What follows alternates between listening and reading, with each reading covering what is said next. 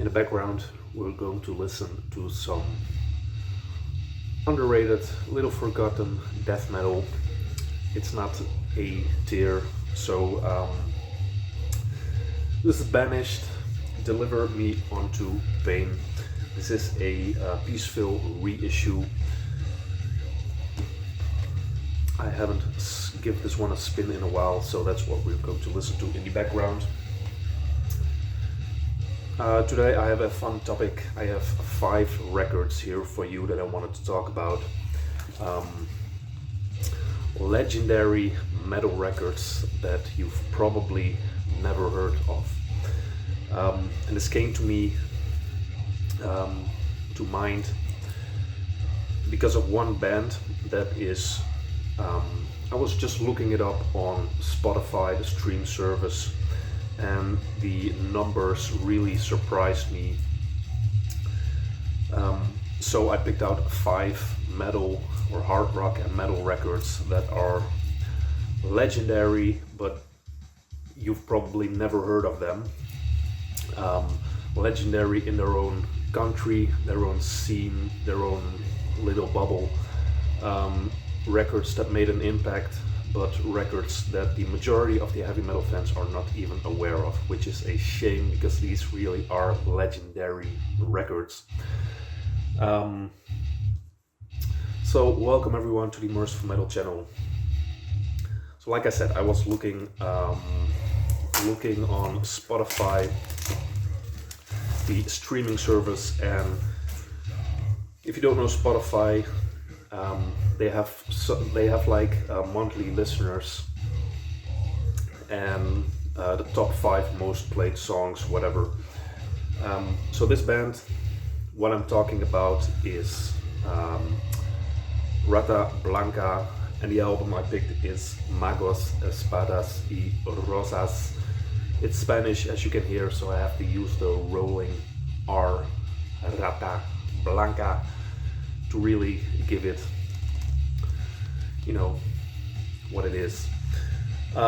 This album might be very unknown to most of you guys, but for the people who do know their South American heavy metal, you know what I'm talking about.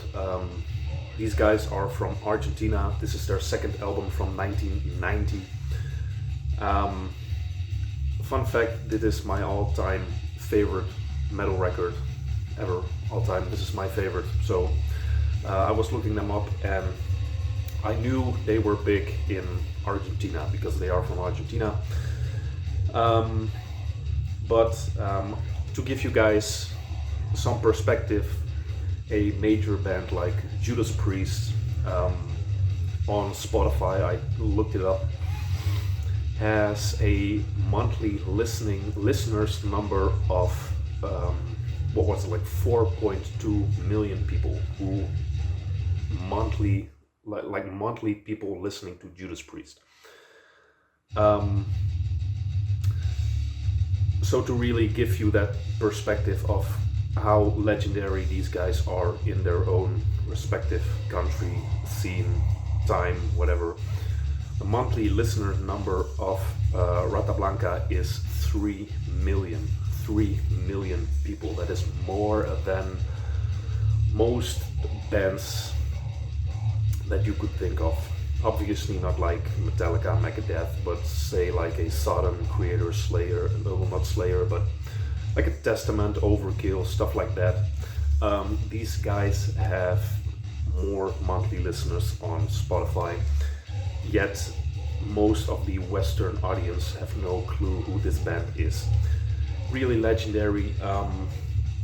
Another thing I looked up is because their the second song on here is called Mujer Amante.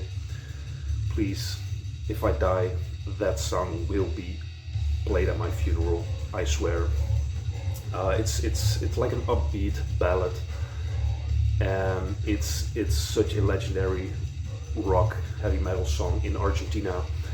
The total streams of that song is, from the top of my head, over 63 million times. There is, compared again to Judas Priest, there's only one song of Judas Priest that is streamed more, and that is Breaking the Law. That's how big these guys are, yet nobody has really heard of them. Really legendary band from Argentina. They sing in Spanish, high soaring vocals, love them. And if you want an idea of what these guys sound like, imagine your early European power metal. The guitarist is really the Argentinian version of Yngwie Malmsteen, really classically influenced. There's keyboards. Perfect album. I love it. I love these guys. Yeah, check them out. Legendary, fucking legendary. That's why we're here for.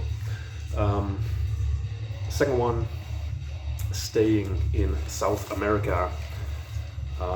The rest of these albums are not as major or well known as Rata Blanca. They really are huge, but still the albums that I'm going to show are legendary metal records. Next one, 1983, Arkangel, Represión Latinoamericana. This is their third album. They edge more on the hard rock side of things. Their second album is more on the heavy metal side. For the debut album, also fantastic, but I think they really peaked with this album and got, yeah, this is their peak.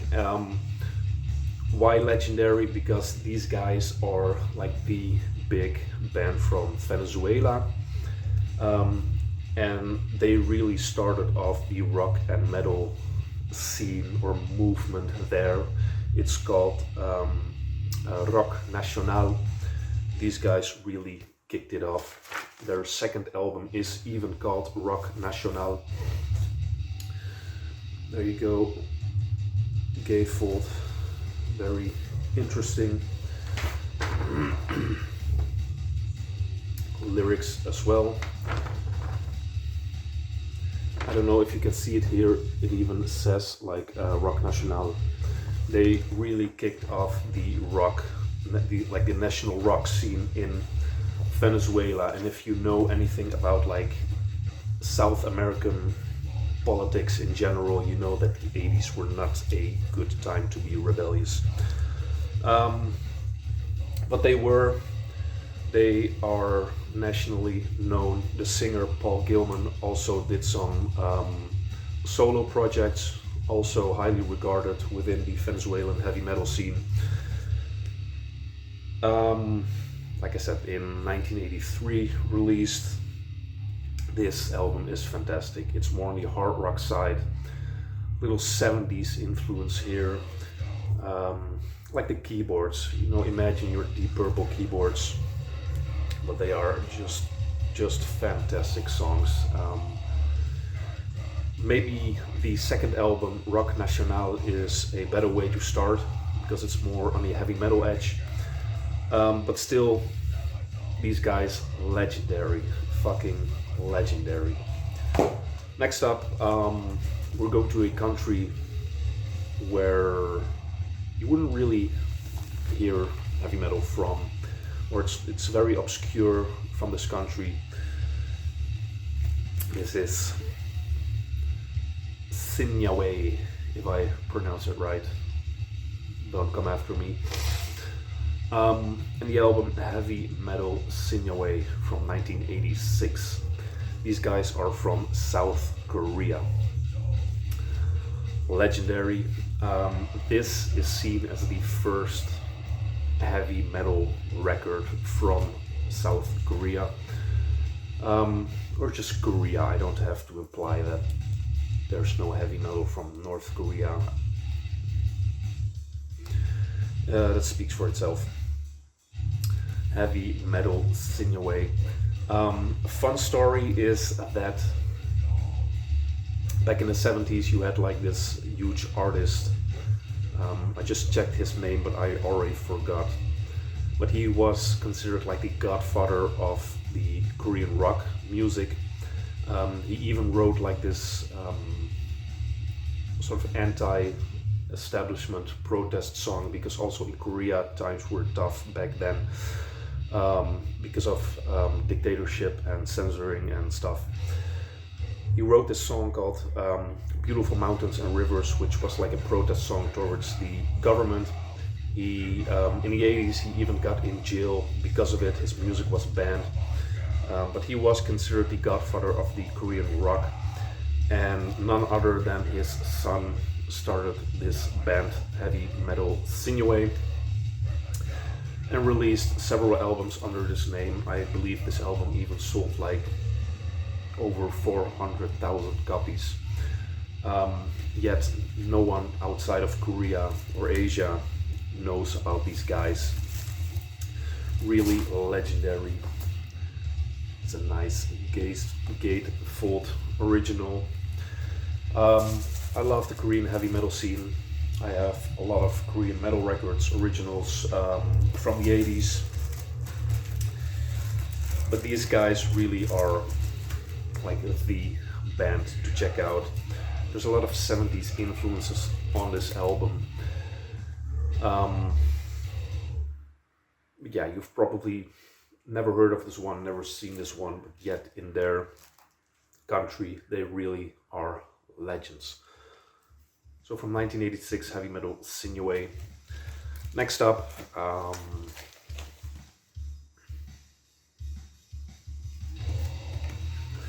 I've talked about these guys in videos before, but they are very underrated. They are from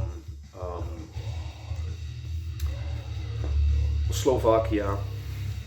This is Tublatanka with their third album,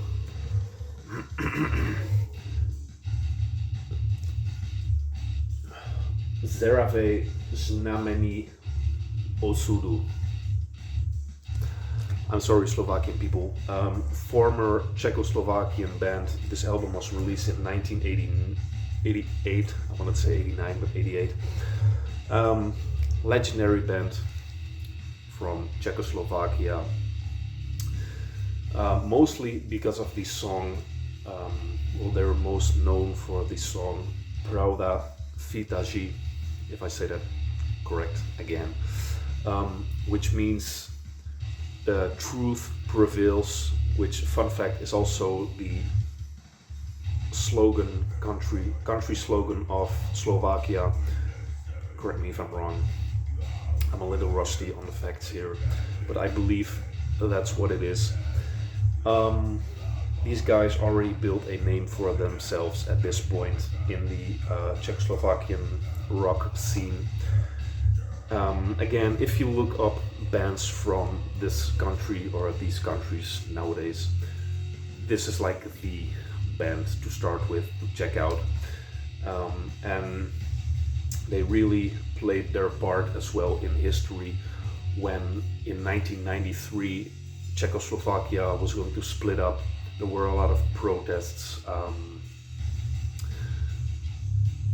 from the Velvet Revolution. There you go, Velvet Revolution. You get some fucking history lessons right here. In 1993, students started a peaceful protest against the government, and it turned out to the Velvet Revolution. A lot of Czechoslovakian artists were supporting the protests with live music, and one of the artists was Tublatanka, specifically with the song Pravda Vítězí, which again means truth prevails. And they would play on like squares with huge amps, and I mean, I don't have to explain the connection between like truth and government shit, whatever, but it became sort of like this unofficial anthem of like the fucking revolution. But yeah, these guys really made a name for themselves. Even, in fact, another fun fact, they did play on the Eurovision Song Festival. I don't know if you guys outside of Europe know that, but it's this annual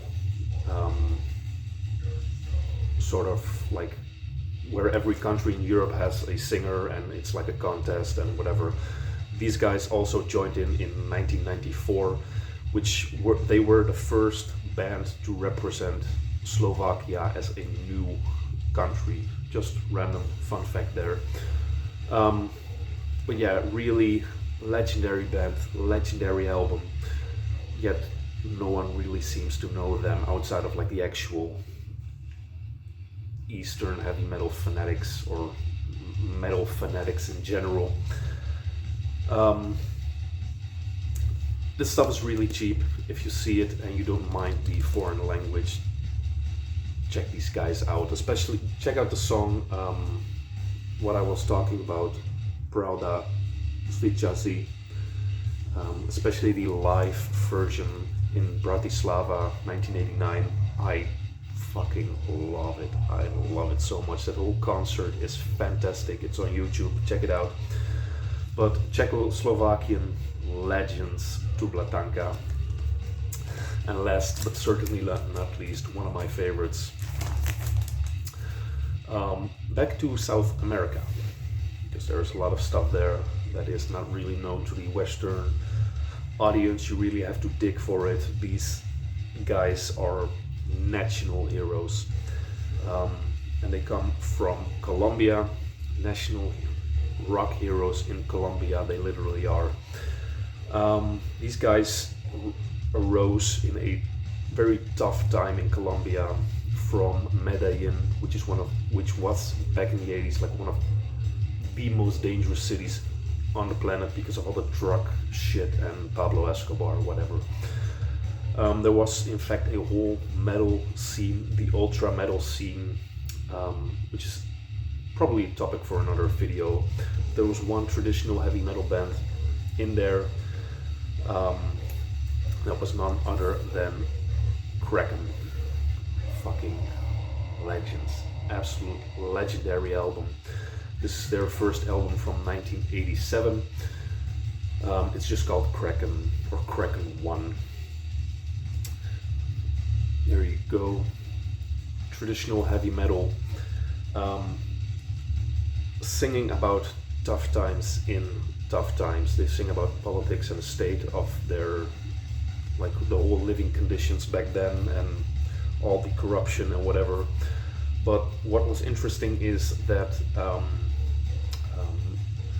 vocalist Mr. Elkin Ramirez, my friend right here, passed away years ago, but his legacy is still celebrated. They really are national heroes in Colombia, next to big names like fucking Shakira. It's not done yet.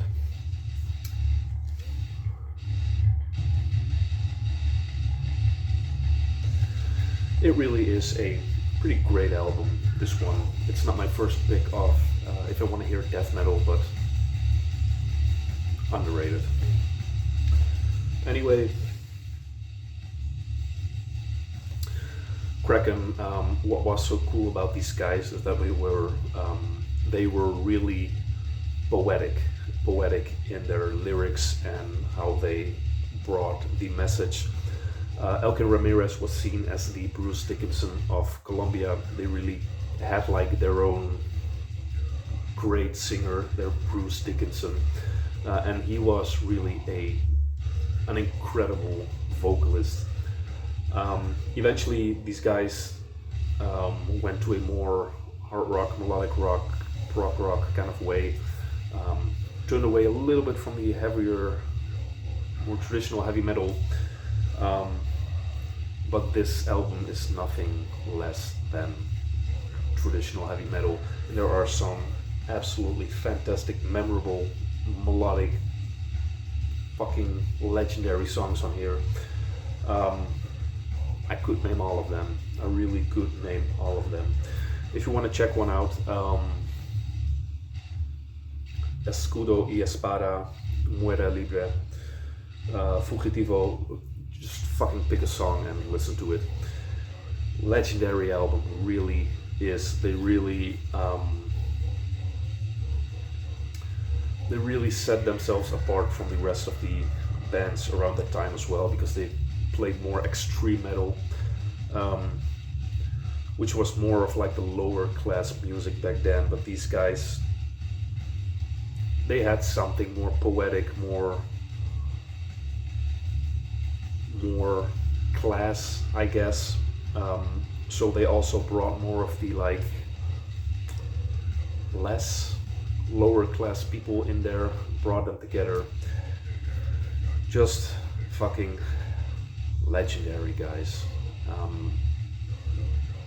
Barely known outside of Colombia or South America, but in Colombia these guys really are national heroes, and definitely worth checking out. It is hard to get this album. This is a reissue, and I think it's not as easy to get in Europe here. I don't know.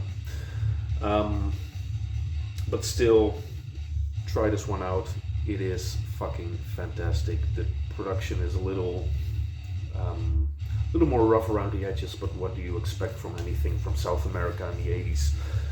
But it really has its own like atmosphere, feeling, sound. It really is one of my all-time favorite records, and I fucking love it. Really their best album, even though they did tons of more albums. Legendary, absolute legendary album that you've probably never heard of. So those were some five heavy metal records that are like really legendary in their own country, in their own scene, that you probably, and with you I mean like the more Western audience. It's a little silly to say, but it really is true though. Most of these bands, like from the South American ones outside of their country or continent, it's just very obscure. Please check these legendary albums out.